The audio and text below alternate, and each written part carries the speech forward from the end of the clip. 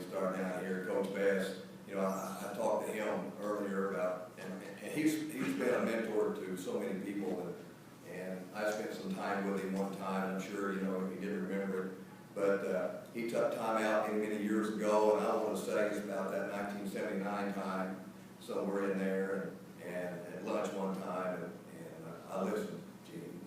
I really did, and I do appreciate you and what you've done, and you've been important to me over the years, so I've kind of followed your path some. The guy on the side of him, Jay, Coach Colley's around here somewhere or another. I don't know, Rick Colley, where are you? There he is.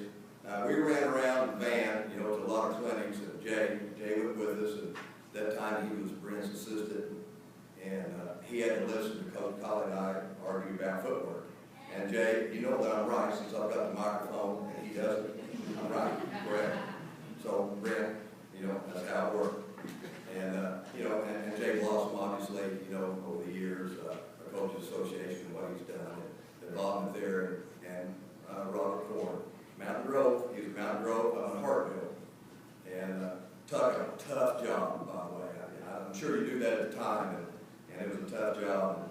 And he left us after 1 year, so I'm still at Hartville. We know where Coach Corn went to. So, I mean, so it's a great group, and I do appreciate being involved with these people. In recognition, my family's here, and my wife Patty sitting out here in the middle, and people talk about the wives. Well, you know, she put up with a lot, wins and the losses, and you know, we've got a basement, and she knows where the door shuts and the house shuts. I go to the basement, she may shut the door, but she's had to put up with that over the years, and I very much have appreciated that as well. And my two daughters, one in from South Carolina, you know, they grew up in the gym. You know, I can close my eyes and still see them dragging that backpack off the stairs, you know, thump, thump, thump, thump, because they're up there with their crayons and their workbooks. So I do appreciate them being here. My brothers, somewhere in here, three of them, Jerry and Rick and Gail, and you know, two of them are older than I, 7 years, by the way, correct? Or 6.5, I'm sorry. 6.5, and you know, when you have brothers, you know, that much older than you, it's almost like another set, you know, of parents, and the driveway, the basketball, the baseball field, you know, the how-tos, and you know, how to pitch. One, you know, trying to teach me to pitch, and the other one wanted me to catch, so I never know whether I was a pitcher or a catcher. Ended up a catcher, so 1-on-1, so you know, they're here, and I appreciate the younger brother Rick. You know, I had to start coaching because Rick started beating me 1-on-1 in the driveway, so I had to do something else because he was better. But I do appreciate that, and I do have some friends here too, and I appreciate all of you coming as well. And you know, you don't get to this point really without people, and people's what it's all about. And I've been fortunate to like people, love people actually, and I love interacting with them. And Bill's right, I do worry. You know, I'm one of these guys, 11 o'clock we ought to be doing this, and 11:02 this happens. Well, 11 o'clock arrives, you know, where's Sean? He got a call too, by the way. I want to know where Sean was. You know, but Jim Bond was here. Where's Jim? Jim was right on the area. He was right there. So anyway, I do worry, and the people you associate with. Also here is one of my former assistant coaches, Bill Marcus, and Bill knows how much I appreciate what he's done. And you know, these people become your friends, good friends. I know that if I'm in Florida and Bill's here in Springfield, and I break down and I say I need help, well, Bill will try to get there. You know, those are the friends that you have like that. Larry Mays was one of my principals. You know, Larry was probably the best principal. Larry, since you're here especially. One of the principals that I have had and worked with, and mostly is because he knew, he coached, and he'd been in my shoes, and he understood the process. And those two guys tried to keep me out of trouble, and you know, they failed. I have to say, they didn't do their job as well as they needed to, but I did survive. along the way. And Larry's wife, Joyce, I know earlier Gerald talked about my first job at Fairplay. Well, I worked with Joyce. She was a business teacher there as well. So all those things, you know, kind of come together as you move along. And my first job was at Fairplay, Gerald mentioned. And, you know, Jay was talking about how he got his first job, and I was kind of in that boat too, Jay. I graduated in summer, and I didn't have a job. And my mentor or helper was Bill Rupp from Missouri State, or SMS at the time. And so I found out about this job, and he had too, because the president of the board at this particular school was on his football fishing crew. So had a little in there. So I found out about the job, made the call, got the interview, supposedly. And, well, I said I got the interview, I called, and he said, well, the job's not open. I said, well, I understand it's not open. And, well, no, job's not open. So I proceeded farther, and I went back home. I'm in Summerfield, Missouri, by the way, little town in the river country. And there was a small town close by that one of my old teachers in high school was principal. So I called him, and I said, Kenny, you're not supposed to do that, by the way, first name.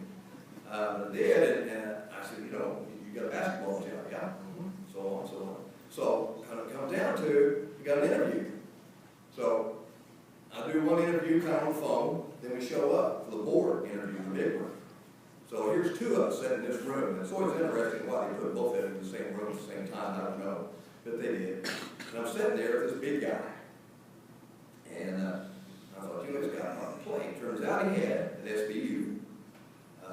So I asked him, I said, now, where are you coaching now? And he said, Fairplay. That job was open. I guess it's not. And I said, well, now, are you really interested in this job? And he said, yes. How long have you been coaching? He said, 4 years. He said, how long have you been coaching? I said, well, not really, which is 0. All right, had it all. So I'm thinking there, all right, they're going to interview both of us. And if I'm on that board, I'm not going to hire the guy that hasn't been coaching. I'm going to hire the guy that's been coaching 4 years. That just stands to reason. So his name was Bruce, and I said, Bruce, Fairplay, right? Now, where is that? So he tells me kind of where it is, and I said, now, probably you're going to get this job. Could I have your phone number? Because if you get this job, I'm going to call you, and I'm going to apply for your job. Because I'm doing that in, right? And he said, well, okay. So I got his phone number. Sure enough, Bruce got the job. I got the call. So I called up there, you know, got the interview, went up at night, interviewed in front of the board president, Coach Rose buddy, you know, friend. I get the job, go back the next day with my buddy. I say next day, 2 days later. Because you know how it is with college buddies, you know, they want to go, you know, see where you're going to work, okay? And I didn't go downtown. Now, it really is, Fairplay is a great town, but people begin to move out and downtown, you know how it turns into. And so we head downtown. I'm driving, and my buddy says, well, look. Well, lo and behold, there was a chicken coop on Main Street. I mean, really there was. You know, right to this former general store, there was a chicken coop. And so I'm thinking, he said, you know, you're gonna coach at a small school, a town that's got a chicken coop on Main Street. I said, you bet. And I did for 3 years. 3 games the first year, 6 games the next year. Kept doubling my wins. Then 15, and I headed out for Hartville, where I met you. You know, I spent 10 years there. So it's been good to me. Remember, it's the people that you're involved with, it's your family and your friends, and I've got a lot of them here, and I do appreciate it. And I do want to thank the MBCA. It is important to me. I want to thank Craig Perry for nominating the committee as well. And I really need to mention, Gina and I talked about this, one other person, and he couldn't be here because he had a death in the family, a guy by the name of Marvin Vestal. This guy was my mentor from the time I got started. He was at my hometown when I graduated from college. I got to go into the gym, got to talk basketball with him. So Jay, if you guys ever wondered how I knew Marvin, that's how it was. And for 2 years before I graduated. So I spent time with him, and he helped me as I went along, and the guy is, you know, one of my best friends today, and he has been very important to me in my career and also personally over the years, so I didn't want